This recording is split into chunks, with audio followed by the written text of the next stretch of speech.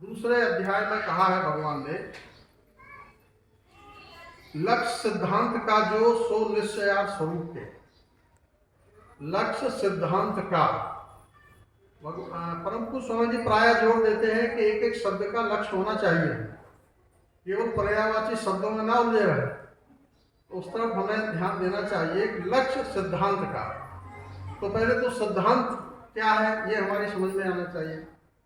तो सिद्धांत है, यही जो प्रयोग विधि है ये सिद्धांत है।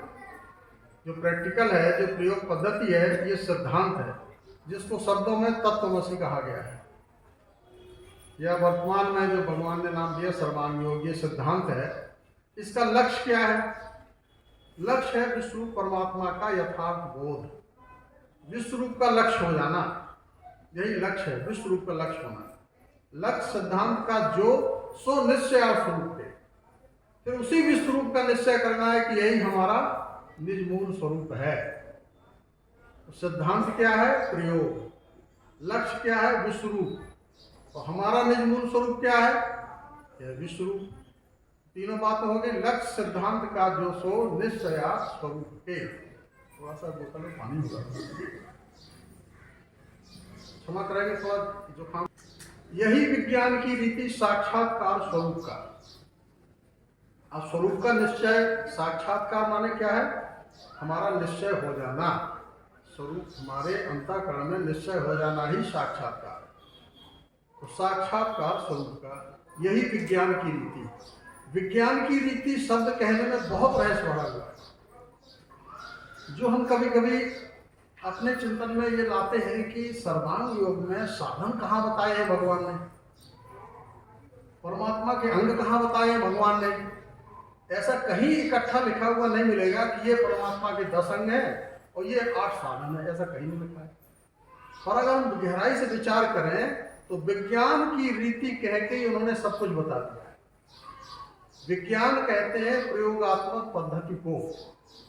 प्रयोगात्मक पद्धति में 3 वस्तुएं बहुत आवश्यक हैं। साधन होना चाहिए और साध्य का पता होना चाहिए कि साध्य क्या है, और फॉर्मूला होना चाहिए, युक्ति, वो क्या है। तो तीनों विज्ञान की रीति कहने का मतलब है, उन्होंने संक्षेप में 3रा अध्याय तक तो बहुत ही अति संक्षेप है ना, और सर्वांग योग बीज है तो बीज रूप में कह दिया कि तीनों चीजें होना चाहिए तो विज्ञान की रीति है। तो इसका मतलब इस विज्ञान की रीति में हमें साधन भी हमारे पास होना चाहिए, ये संकेत दिया भगवान ने। साधन क्या हमारे पास? स्वयंभू साधन 8 हैं, जिसके नाम हम सब लोग जानते हैं। 5 ज्ञानेंद्रियां, 6वां मन, 7वीं बुद्धि और आत्मा स्वयं सूक्ष्म अहम, जिसे ज्ञान जीवात्मा नाम दिया गया अज्ञानवश। पर मूल रूप क्या है उसका? सूक्ष्म अहम। वो 8वां साधन। सूक्ष्म अहम ही जान पाएगा, जीव तो त्रिकाल में भी नहीं जान सकता कुछ भी। तो 8वां साधन है वो हमारा क्या है? जीव ही सूक्ष्म है। तो 8 साधन हो गए और अततिष्ठित 10 अंगुलम। 7 हमारा विश्वरूप परमात्मा है। तो विश्वरूप परमात्मा में 10 अंग हैं। पृथ्वी जल अग्नि वायु आकाश, 17 स्तंभ, गुण साम्य और अक्षर। ये विज्ञान की रीति कह के उन्होंने सब कुछ बता दिया और फिर कह दिया कि यही विज्ञान की रीति साक्षात्कार स्वरूप का बतासे अपने आगे रखना भूलना नहीं। अब ये क्यों बतासे आगे रखने की बात क्यों कही गई है? 3रे अध्याय की पहली ही पंक्ति में इसका रहस्य खुल जाएगा। बतासे अपने आगे रखना भूलना नहीं। फिर वे सूक्ष्म दृष्टि से देखना बोध के लिए। सूक्ष्म दृष्टि यही है दिव्य दृष्टि। यही दिव्य दृष्टि है जिसे सूक्ष्म दृष्टि कहा गया है। सूक्ष्म दृष्टि देखना बोध के लिए। बोध पर प्रायः प्रश्न किए जाते हैं हमारे सब साथियों के द्वारा कि बोध यानी क्या है। बोध नाम होता है ज्ञान का, पर ज्ञान कहाँ? अंतःकरण में स्थित हो जाता है। ज्ञान बुद्धि में भी होता है, जानना मन से भी होता है, पर विज्ञान हमारे कहाँ होता है? अंतःकरण में होता है, जहाँ सब समाहित है। मन, बुद्धि और चित्त और सूक्ष्म सब समाहित है। चारों में जब हो जाए ज्ञान, विज्ञान हो जाए तो वो बोध हो जाता है। तो यथार्थ बोध होने को निज मूल स्वरूप का बस में त्रुटि देखी, ये तीसरे अध्याय में आ जाएगा। तो बोध जो है अंतःकरण में हो जाना चाहिए। तो भगवान कहते हैं फिर वे सूक्ष्म दृष्टि बोधने देखना बोध के लिए हिये में बोध होते ही मुक्ति है भ्रम जाल से। भ्रम क्या है हमारा? भ्रम हमारा अज्ञान है, सबसे बड़ा स्वरूप का विस्मरण, यही भ्रम है। जो हम अखंड मंडलाकार हमारा जो स्वरूप है उसको भूल करके 3 हाथ 3.5 हाथ का बन जाना, अपने को मान लेना, यही भ्रम है। सबसे बड़ा भ्रम यही है, निज मूल स्वरूप का विस्मरण हो जाना है सबसे बड़ा भ्रम। तो यथार्थ बोध होने को निज मूल स्वरूप का फिर वे सूक्ष्म दृष्टि देखना बोध के लिए हिये में बोध होते ही मुक्ति है ब्रह्मजाल से। हिय नाम अंतःकरण का, जैसे हमने निवेदन किया, मुक्ति है ब्रह्मजाल से। तो सारे भ्रमों का मूल जो है वो हमारे निज स्वरूप का अज्ञान विस्मरण, ये इससे सबका जंजालों से मुक्ति हो जाएगी। तो इस तरह से भगवान ने साधन भी सर्वांगियों में बताए हैं संक्षेप में। जब हम और फिर आगे तो साधन खोल ही दिए उन्होंने, 4, 5वें अध्याय में 6वें में खोल ही दिए, लेकिन यहाँ संक्षेप में उन्होंने साधन भी बता दिए। अब तीसरा अध्याय जो आता है, तीसरा अध्याय मुख्य विषय उसमें पूर्ण है, पूर्ण मुख्य विषय है तीसरे अध्याय में। उसको हम लोग संक्षेप में निवेदन करेंगे आपके सामने। तीसरे, हाँ, एक चीज और भगवान ने संकेत दिया है, हम लोग इस पर जरूर गौर कर लें कि देखना और जानना दोनों एक साथ होता है। हम प्रायः क्या करते हैं, प्रारंभिक अवस्था में हम देखना पहले करते हैं, उसके बाद जानना होता है। देखना इंद्रियों से होता है, जानना मन से होता है, और निश्चय करना बुद्धि से होता है। ऐसा हम लोग तीनों को पृथक पृथक कहते हैं, पर कहते हैं लेकिन वास्तव में सब एक ही साथ होता है। अभी हम निवेदन करेंगे कैसे जानना होता है, क्योंकि जो हमारी ये ज्ञानेंद्रियां हैं, ये सूक्ष्म रहस्य है कि जो ज्ञानेंद्रियां हैं वो कर्मेंद्रियां भी हैं हमारे, वो कर्म भी करती हैं और जानना भी होता है उनसे। इस पर भी थोड़ा ध्यान देना है, कैसे कर्म करती हैं, कैसे जानना। बहुत से हमारे आचार्य सब बताएंगे, मनन की बात है ये। तो कहते हैं कि स्वरूप वस्तु का देखो, तीसरे अध्याय कहते हैं स्वरूप वस्तु का देखो। निवेदन हम ये करेंगे कि तीसरा अध्याय में मुमुक्षु सामने है और सद्गुरु सामने है। सद्गुरु निर्देश देते जाते हैं, वैसा मुमुक्षु को करते जाना चाहिए। तो सद्गुरु कहते हैं कि स्वरूप वस्तु का देखो। आपको अटपटा सा लगेगा कि हम क्या कहने लगे, और मेरा जो अनुभव है, जो समझ में आ रहा, वो मैं निवेदन करना चाहता हूं कि स्वरूप को दिखाने से पहले उन्होंने वस्तु का लक्ष्य करा दिया। स्वरूप वस्तु का देखो, देखा सो क्षर जानना। तो कहते वस्तु का लक्ष्य करो पहले, तब वस्तु का स्वरूप समझोगे। तो कहते बतासे अपने आगे रखना भूलना नहीं।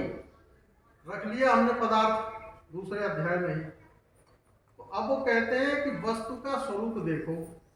तो वस्तु कहते ही, अब पदार्थ तो वस्तु नहीं हो सकता। जो पदार्थ हमने सामने रखा है, क्या ये वस्तु हो सकती है? क्या पदार्थ नहीं हो सकती है, ये पदार्थ है। भगवान खुद ही कहते हैं अपनी आंखों से देखो, दिखता है। तो ये पदार्थ है कि वस्तु है? पदार्थ की क्या परिभाषा है? पदार्थ कहते हैं सीमित को, इकाई को, जो हम अपनी इंद्रियों से देख सकते हैं, माप तोल नाप तोल कर सकते हैं, आकार का अनुमान लगा सकते हैं, वो है पदार्थ। तो ये वस्तु नहीं हो सकती है। क्षमा करेंगे, पूरी बोतल खत्म हो जाए। तो वो कहते हैं कि पहले स्वरूप को लक्ष्य करो। कैसे लक्ष्य करोगे? यही प्रयोग विधि यहाँ से प्रारंभ हो जाती है कि पदार्थ जो सामने रखा है, इसको ये है। सुबह स्वामी जी ने कल भी समझाया था बड़े प्रेम से कि है ये जो है, तब से हम पदार्थ कहें या वस्तु का कुछ भी कहें, पर पहले तो कुछ है ना। ये है, इससे अखंड जुड़ा हुआ ये है, और इससे अखंड जुड़ा हुआ ये हम सब है ही तो है। इसको संस्कृत में कह देते हैं अस्थि। है को संस्कृत में क्या कहा जाता है? अस्थि। तो अस्ति एव वस्तु संत मेनम ततो विदु, अस्ति ही वस्तु है ऐसा संत जानते हैं। तो है ही वस्तु है, तो जब है ही वस्तु है तो वस्तु ये है कि इसके सहित ये अपने सहित संपूर्ण ये वस्तु है। ये मेरा अपना स्वानुभव है, मैं नहीं कहता कि आप हमारी बात को मान लीजिएगा, अपना स्वानुभव व्यक्त कर रहा हूं। तो कहते वस्तु का लक्ष्य करो, पहले अपने सहित अधिष्ठान से लेके अपने सहित पहले वस्तु का लक्ष्य करो। सदगुरु सामने करा दिया संक्षेप में, अब विस्तार तो यहाँ है नहीं तीसरे अध्याय में। फिर तब कहते हैं उसके बाद स्वरूप वस्तु का देखो, स्वरूप वस्तु का देखो। अब कौन दिखा रहा? सदगुरु दिखा रहे हैं, अपनी प्रकाश बुद्धि दे करके लक्ष्य करा रहे हैं, देखने का भी लक्ष्य करा रहे हैं और जानने का भी लक्ष्य करा रहे हैं।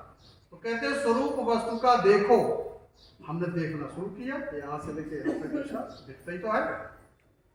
तो अब क्या देखा स्वरूप? हमने अखंड देखा, केवल इसी का नहीं देखा, स्वरूप इसी का नहीं देखा। यहाँ तीसरे अध्याय में, तीसरे अध्याय में केवल पदार्थ का स्वरूप नहीं देखा, पदार्थ से लेके अपने सब अखिल विश्व ब्रह्मांड का स्वरूप हमने लक्ष्य किया, देखा। तो वो कहते हैं कि स्वरूप वस्तु का देखो, और वहीं कहते हैं देखा सो क्षर जानना। तो देखा सो क्षर जानना, इतना देखा तो क्या है? एक इकाई का स्वरूप, और अखंड देख लिया तो ये क्षर स्वरूप हो गया, अखंड स्वरूप हो गया क्षर। देखा सो क्षर जानना, तो क्षर जाना जा सकता है, क्षर देखा नहीं जा सकता। संपूर्ण क्षर को देख भी नहीं सकते हैं, जाना जा सकता है। एक इकाई का क्षर देख लेंगे, स्वरूप का परिवर्तन देख लेंगे इकाई में, और संपूर्ण क्षर को हम नहीं जान सकते, देख सकते। उसको केवल लक्ष्य कर सकते हैं कि जैसा इसमें परिवर्तन हो रहा है ऐसे इसमें भी हो रहा है, ऐसे ये लक्ष्य कर सकते हैं। तो ये जानना हो गया। जहां बुद्धि से हमें प्रयोग करना पड़े वहां समझिए जानना हो गया। हो गया कि नहीं हो गया? तो देखा सो क्षर जानना, हमने जान लिया बुद्धि से, सदगुरु की बुद्धि, प्रकाश बुद्धि से। हम जीव बुद्धि क्या जानेंगे? देखा सो क्षर जानना। अब भरी है मध्य में इसके अक्षर ब्रह्म मिठास। अब भरी है मध्य में इसके, किसके मध्य में भरी है? यहां पर भी हम कंफ्यूज हो जाते हैं। कोई कहता पदार्थ में भरी है, कोई कहता वस्तु में भरी है। ऐसा सदगुरु भगवान संकेत नहीं दे रहे हैं।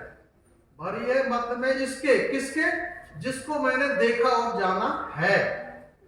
तो किसको देखा? स्वरूप को। जाना किसको? क्षर को, यानी क्षर स्वरूप को हमने देखा और जाना।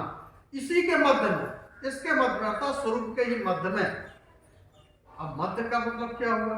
कहाँ मध्य है इसका? इसके बीच में कोई खोखली जगह होगी, वहां भरी होगी? नहीं, अणु परमाणु में सभी लोग आप जानते हैं। तो मध्य में का मतलब है कूटस्थ, यानी मूल में कहिए, क्षर के मूल में अक्षर ब्रह्म मिठास। तो अक्षर नाम दे दिया क्षर के सापेक्ष। क्षर मानी गतिशील, परिवर्तनशील। स्वरूप कैसा है? परिवर्तनशील है। और अक्षर कैसा है? स्थायी है, अविनाशी है। तो उसे अक्षर कह दिए। ब्रह्म मिठास, ब्रह्म यानी श्रेष्ठ, ब्रह्म मिठास यानी, ब्रह्म मिठास यानी श्रेष्ठ है। जो किससे श्रेष्ठ है? क्षर से। क्षर से श्रेष्ठ है क्या? मिठास, अक्षर। तो भरी है मध्य में इसके अक्षर ब्रह्म मिठास वो। अब मिठास को ऐसे पुलिस पकड़ नहीं बता सकते, तो वहां वो शब्द ले दिया। भरी है मध्य में उसके अक्षर ब्रह्म मिठास वो, वह यानी सर्वनाम हो गया। अक्षर के बदले में वो मिठास भरी हुई है। भरी किससे? अर्थात क्षर की मूल है।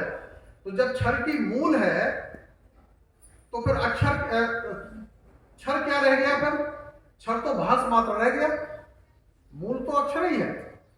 तो फिर अक्षर में जो गति हो रही है उसका नाम क्षर हो गया।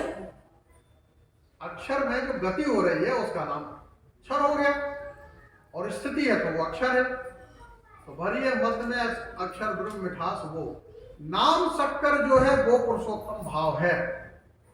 प्रेम का ये निज स्थान ध्यान के हित से कहा। नाम शक्कर जो है, इस पर बहुत बड़ा कंफ्यूजन है। हमने अधिष्ठान में तो देख लिया कि शक्कर इसका नाम है, नाम शक्कर है, और नाम तो यहाँ बतासा है पदार्थ का। पर पदार्थ को भी और गहराई से समझ लिया तो पदार्थ में मूल में शक्कर ही है। शक्कर का ही आकार है, शक्कर की मिठास है, और नाम शक्कर हो गया। तो पर बस तो वो तो पुरुषोत्तम भाव को कह रहे हैं, तो क्या बतासा पुरुषोत्तम है यहाँ? पुरुषोत्तम का यूं तो सब जगह क्षर है, सब जगह अक्षर है, सब जगह पुरुषोत्तम है। स्थान भेद से लग पड़े यह तरह भाव अनेक, परंतु श्रुति समर में लक्ष्य करावे एक। पर हम यहाँ तीसरे अध्याय का स्पष्टीकरण समझ रहे हैं, इसलिए हमें क्या ध्यान देना है कि नाम शक्कर जो है वो पुरुषोत्तम भाव है। तो नाम शक्कर अधिष्ठान से लेकर के अपने सहित शक्कर सिद्ध करना है। नाम हमें क्या सिद्ध करना है? शक्कर नाम सिद्ध करना है। अब हमें विश्व रूप सिद्ध नहीं करना है। यहाँ पर नाम शक्कर कह रहे भगवान, तो विश्व रूप शक्कर कैसे है? तो देखिए अधिष्ठान से प्रयोग से समझ में आएगा। ये शक्कर है पुरुषोत्तम यहाँ अधिष्ठान में, ठीक है ना। तो अधिष्ठान में जो पुरुषोत्तम शक्कर है, इसके क्या गुण है शक्कर के? तो शक्कर में तीन विशेषताएं हैं। शक्कर में मिठास, तो मीठा है कि नहीं, मिठास है कि नहीं। शक्कर में आकार भी है, देखो शक्कर ने आकार लिया, गोल गोल सफेद सफेद दिख रहा है कि नहीं दिख रहा। तो दो चीजें हो गई। और रवा रवा मिलकर के शक्कर बनती है। क्या कहते हैं? रवा रवा के ढेर को ही तो शक्कर कहते हैं, कि एक कण को शक्कर कहते हैं। एक इतने से कण को हम शक्कर नहीं कहेंगे, इनको कहेंगे शक्कर का एक कण, एक रवा है। ये शक्कर नाम उचित नहीं रहेगा, क्या शक्कर का एक रवा है, कण है। तो रवा रवा मिलकर के ढेर हो जाना, रवा रवा के ढेर को शक्कर कहते हैं। शक्कर ने जो आकार लिया तो आकार भी शक्कर का ही है, और शक्कर में जो मिठास है वो भी शक्कर का ही गुण है। तो तीन गुण शक्कर के हुए। तो अधिष्ठान में तो प्रत्यक्ष है, तो प्रत्यक्ष ही हमें याद रखना चाहिए। तो अब यहाँ से जितना भी जो कुछ हम अभी देख रहे हैं, जितना भी देख रहे हैं, इसमें क्या है? देखो 4 खानी 84 लक्ष योनियों का चराचर स्वरूप की विश्व दिखाई दे रहा ना।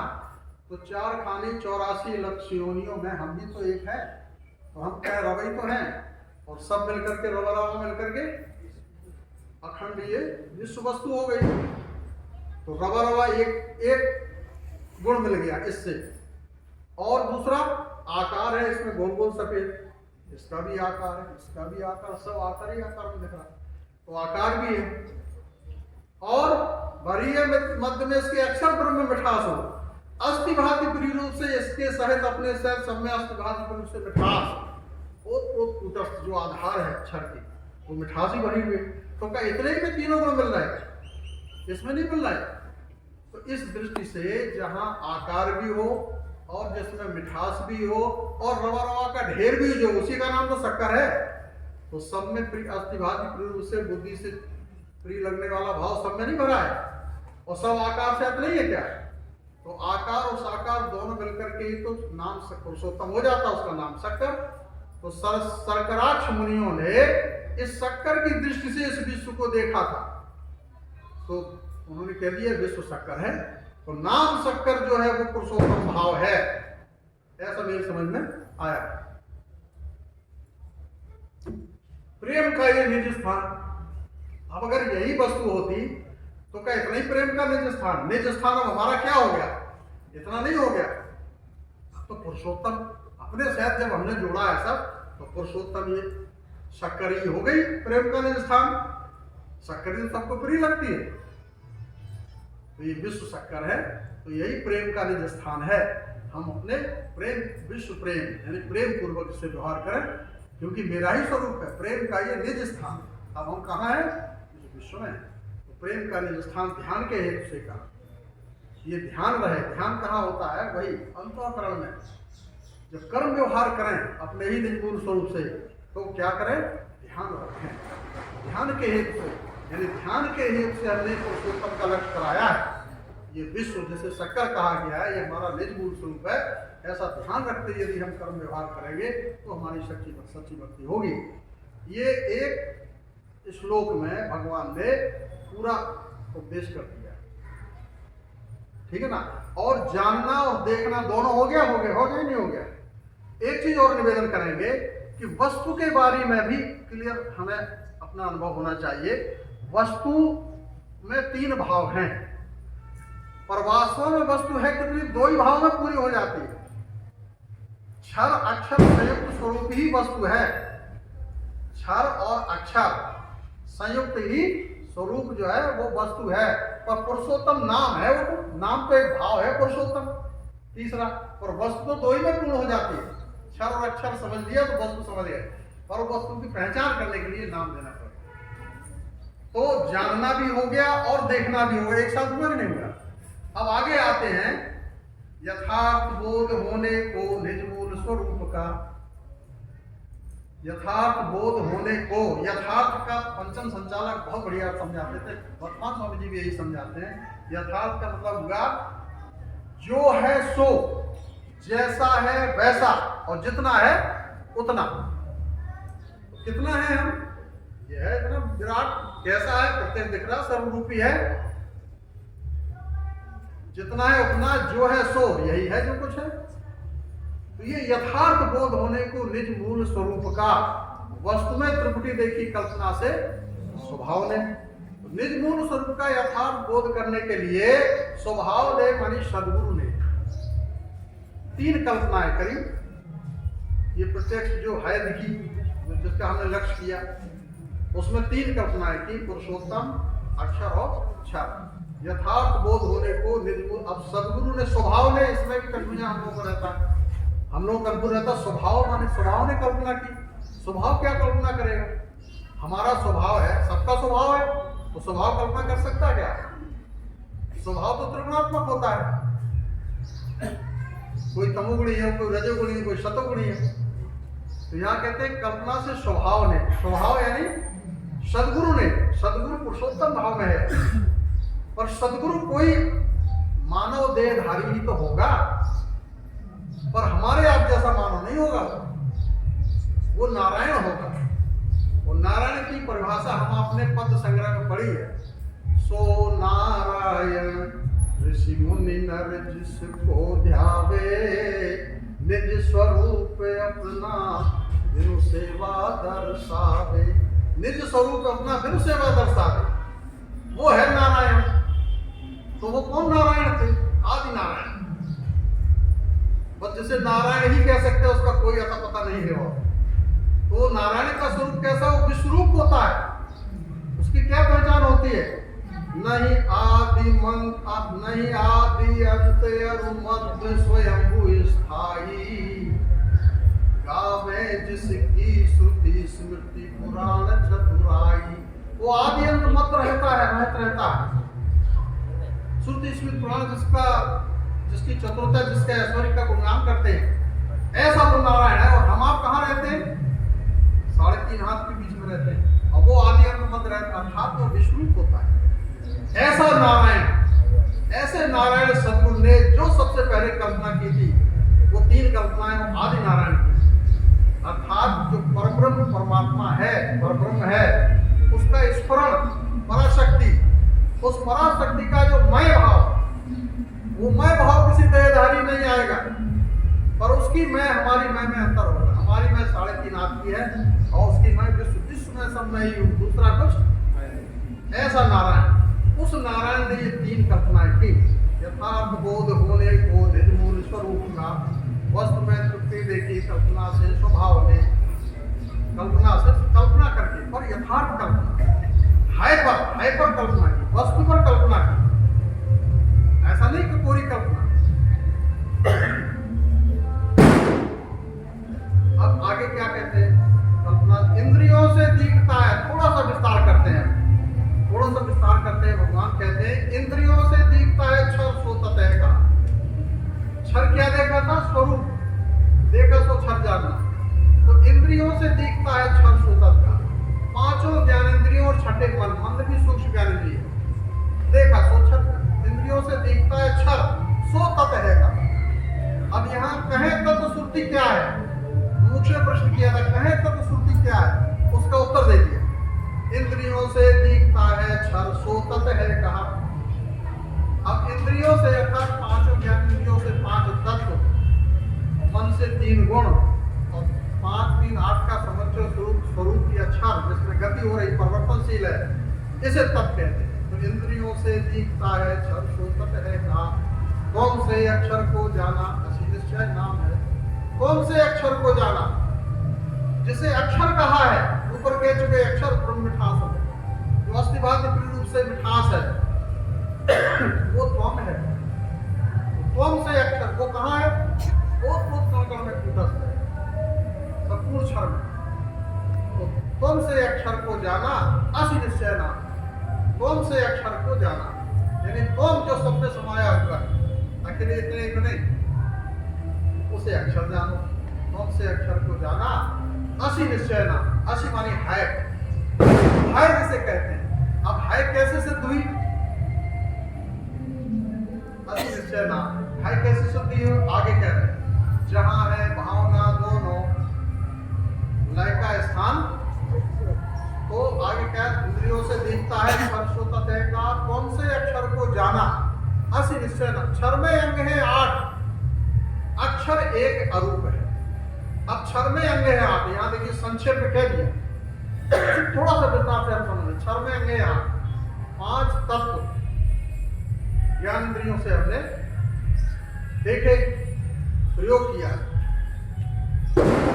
शब्द छूकर देखा, स्पर्श, शब्द उस पर रूप अपने से, सब रूप रस जीभ से लगाया तो स्वाद। 5 तत्वों का हमने कैसा स्वरूप देखा? 6 अक्षर दोनों देख लिए। 5 तत्वों में भी 6 अक्षर हैं। अरे मैं आपको एक घटना बता दूं, बहुत मुझे याद आ गई। पंचम संचालक जी महोदय का शायद है उसी वर्ष देह परिवर्तन होना था। उसी वर्ष वो ओंकारेश्वर में उपदेश कर रहे थे श्रावण मास में। तो उन्होंने कहा, देखो ये 5 तत्व यही क्षर हैं और यही 5 तत्व अक्षर भी हैं। अब मेरा भैया चमक हो गया कि ये समझी क्या कह रहे हैं? 5 तत्व हम तो क्षर जानते थे, 5 तत्व 3 है। वो कह रहे नहीं है ये अक्षर है। तो हमने वर्तमान पंचम संचालक जी धोती कुर्ता पहनते थे उस समय, वो वाली धोती कांच लगा के। तो हमने इनसे निवेदन किया, हमने कहा महाराज जी, उस समय स्वामी जी नहीं कहते थे, हम कहते थे महाराज जी ये बताइए, ये स्वामी जी क्या कह रहे हैं? ये तो कह रहे हैं पंच तत्व क्षर है और 5 तत्व अक्षर है। तो स्वामी जी ने कुछ हमें बताया नहीं, बल्कि क्या कहा? जिम सुधार हर जन जिम ले ही, ऐसा कुछ चौपाई कही उन्होंने। अरे वो जाने क्या कह रहे हैं, और जो हरि के भक्त हैं वो सुधार लेते हैं, सुधार कर लेते हैं, इतना संकेत दिया उन्होंने बस। लेकिन हमारा कुछ पल्ले नहीं पड़ा। अब समझ में आया कि वास्तव में जो जिसे हम क्षर कहते हैं वही तो अक्षर है। तो कहते हैं कि 5 तत्वों को हमने 5 ज्ञानेंद्रियों से, आँख से रूप, त्वचा से स्पर्श, जिह्वा से स्वाद, कान से शब्द और नासिका से गंध, 5 हमने स्थूल हमने देखा तो इसको क्षर कहते हैं। जब हमने इंद्रियों से प्रयोग किया तो ये इसको बजा के देखा कि क्या हो गया? ये स्थूल हो गए। ये शब्द भाव से आकाश तत्व स्थूल हो गया। स्पर्श किया तो ये वायु प्रकट हो गई, और हमने चखा तो जिह्वा से स्वाद स्पष्ट हो गया, मतलब स्थूल हो गया। और सब रूप आंख से देखा तो ये हो गया। ये 5 ज्ञानेंद्रियों से जब हमने प्रयोग करके देखा तो ये स्थूल हो गए 5 तत्व। पर क्या जब हमने प्रयोग किया तब तो स्थूल हो गया, इससे पहले नहीं है क्या? है तो है, तो कहाँ कहाँ है? तो हमने अधिष्ठान में देखा, यहाँ भी 5 है, यहाँ भी 5 है, यहाँ भी 5 है, और सब में अखंड 5 भरे हुए हैं। तो सब में जो 5 भरे हुए हैं अखंड, जब व्यापक भाव हमने देखा तो यही तो सूक्ष्म हो गए। और स्थूल क्षर होता है, सूक्ष्म अक्षर होता है। तो मैंने ये निवेदन अपना स्वभाव बता रहे हैं, मैं नहीं कहता कि ये बिल्कुल सत्य है। तो मैंने ये समझा कि जो स्थूल हो रहे हैं वही तो व्यापक भी है। तो व्यापक तो अक्षर भाव होता है। तो ये व्यापक स्वरूप जब हमने पंच तत्वों का बुद्धि से जाना, इन्हीं 5 ज्ञानेंद्रियों से देखा भी हमने क्षर स्वरूप, और बुद्धि इन्हीं ज्ञानेंद्रियों में बुद्धि मन सब बैठा हुआ है। तो बुद्धि से जब हमने ज्ञानेंद्रियों में बुद्धि से बल लगाया तो हमने जाना भी है, तो सब में भरे हुए थे, अक्षर हो गए। तो इंद्रियों से दिखता है क्षर सोतत है कहा, तुम से अक्षर को जाना। और यही जो व्यापक भरा हुआ है, व्यापक भरा हुआ, ये तो तम भाव है, यही अक्षर है। और असी निश्चय नाम। अक्षर में अंग है 8, तो 8 हमने निवेदन कर दिए। ऐसे ही 3 गुणों का भी है जो मन से हमने जाना। मन से जब हमने इसको घी के साथ मिला के खाया तो इसमें सत्गुण स्थूल हो गया, अनुभव में आ गया हमें। और जब हमें अनुपान बदल के हमने जल के साथ पिया तो स्थूल हो गया रजोगुण, और सूखा निरा हमने चबाया तो तमोगुण स्थूल हो गया। और प्रयोग नहीं करेंगे तो नहीं है क्या, सब में भरे हुए तीन गुण, यही उनका अक्षर भाव है। तो गुणों में भी अक्षर है, तो गुणों में भी गुण ही क्षर है, पंचतत्व भी क्षर है, पंचतत्व अक्षर है। अब गुण साम्य आना, अब तीनों को समझ चुके। गुण साम्य क्षर में आएंगे 8 अक्षर, एक रूप है। अक्षर एक है और कैसा अरूप है, उसमें शब्द स्पर्श रूप रस गंध सब हैं, पर क्या दिखते हैं अक्षर भाव में? अक्षर भाव में ये कभी भी दिखते नहीं है, अरूप है। यानी ना रूप उसमें दिखेगा, ना शब्द दिखेगा, ना स्पर्श दिखेगा, ना कुछ दिखेगा।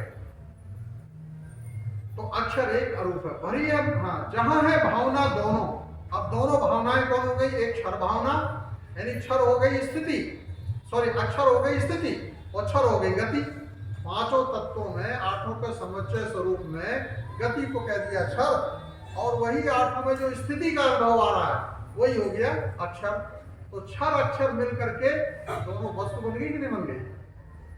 तो वस्तु जहां है भावना दोनों लय का स्थान, वो लय का स्थान। अब क्षर अक्षर क्या है? भावनाएं हैं। तो भावना में ही तो कल्पना में तो कल्पना का लय होगा, और भावना में भावना का लय हो गया। तो तीसरी भावना क्या है? तीसरी कल्पना क्या है? पुरुषोत्तम। तो जहां है भावना दोनों लय का स्थान पुरुषोत्तम। कौन?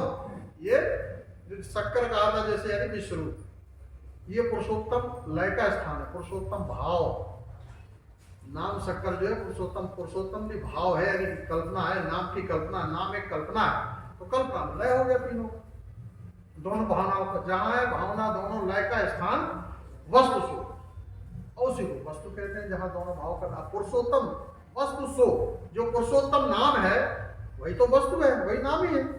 वस्तु से अभिन्न हो गया नाम ही। तो यही सदरूप जानना, यही अपना रूप पुरुषोत्तम भाव से महिमा सदगुण निज बोधार्थ है कहीं। तो अपने सहित संपूर्ण चराचर जो स्वरूप है ये, यही अपना निज मूल स्वरूप है। ऐसा निश्चय करके हम, क्या है ये पराभक्ति श्रेष्ठ मुक्तों का निज धाम है। ऐसा पराभक्ति मानी श्रेष्ठ भक्ति। श्रेष्ठ भक्ति मानी यहाँ पर भक्ति के दो अर्थ हो गए। भक्ति मानी मिल जाने को, ये भावात्मक संज्ञा हो गई भक्ति। मिल जाने को भक्ति कहते हैं। पर कैसी भक्ति है? श्रेष्ठ भक्ति, तद्रूपता की भक्ति, तद्रूपता की भक्ति, जिसे कहते हैं साहित्य भक्ति। क्षर में को हम जाना, क्षर को हम जानते हैं, क्षर को हमने देखा, क्षर विराट, इस देह मिल गई विराट में, और हमारा जो सूक्ष्म है मिल गया अक्षर में। अक्षर को जानने वाले बने रहे हैं, और क्षर को हम देखने वाले बने रहे, अभी लय नहीं हुआ। पर पुरुषोत्तम में जाके तद्रूप हो गए, सायुज्य हो गए। ये पराभक्ति है श्रेष्ठ, मुक्तों का निधान है। तो मुक्त पुरुष हमेशा पुरुषोत्तम भाव में स्थित रहते हैं, और वो अकर्म भाव से दी के विश्व में सदस्य। जो इस पुरुषोत्तम भाव में स्थित हो जाता है वो अकर्म भाव से दी के विश्व, कोई वर्ण की जरूरत नहीं, वहां कोई एक वर्ण में रहना जरूरी नहीं है, वर्णातीत हो जाता है। अकर्म भाव से सब सेवा होने लगती है, सेवा करनी नहीं पड़ती है। तो गुण से भी सेवा होती है, वो तो गुणातीत हो जाता है। तो 8वां अध्याय गुणातीत पुरुष का ही वर्णन है पूरा। तो हम आपके लिए वो एक लक्ष्य है। तो 8वें अध्याय में श्रेष्ठ भक्ति अकर्म भाव से होने लगती है, मुक्तों का निर्धाम है, और यही सदगुरु स्थान है। सदगुरु ही हमारा मूल स्वरूप है, सदगुरु यहाँ विश्वरूप, यही हमारा सबका मूल स्वरूप है। ऐसा निश्चय अंतःकरण में धारण करके इस विश्व रूप से अकर्म भाव से सेवा करने का नाम भक्ति है। ऐसा निश्चय धारण करके हम रहें, इस विश्व में सेवा करें। विश्व प्रेम तभी जागृत होगा जब विश्व में स्थित होंगे। तो ऐसा इतने अधिक समय न लेकर के हम यहीं पर अपनी वाणी को विराम देते हैं। सद्गुरु भगवान की जय, विश्व रूप परमात्मा की जय, सनातन धर्म की जय। मातुरेवा नमः। ओम शांति शांति।